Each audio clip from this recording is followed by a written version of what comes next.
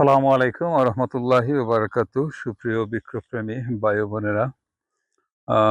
আপনারা যে আমটা দেখতেছেন এটা হলো ইন্ডিয়ার সেই বিখ্যাত সোনপারি আম, যেটা আলফানসো এবং বাঙ্গানাপল্লী বা বেনিশানের ক্রস করে এইটা ইন্ডিয়ার সায়েন্টিস্টরা উদ্ভাবন করেছে।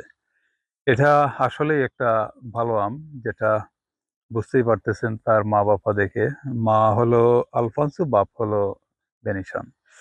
তো এই আমটা অ্যাকচুয়ালি ম্যাচিউর হওয়ার সাথে, সাথে ৩০০ থেকে ৫০০, ৫৫০ গ্রাম পর্যন্ত সাইজ হয় এবং খুবই টেস্টি একটা ভালো আম।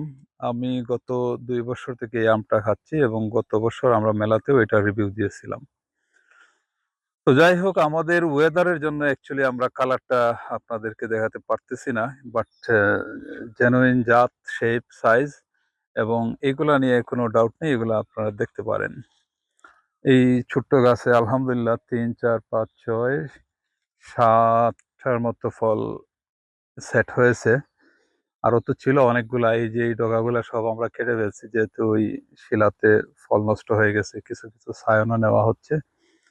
অনেকেরই এটার ডিমান্ড। সো ফার আলফানসো, জাম্বু কেসারের চাইতেও আমার দৃষ্টিতে এটা সুস্বাদু এবং ভালো মানের একটা আম।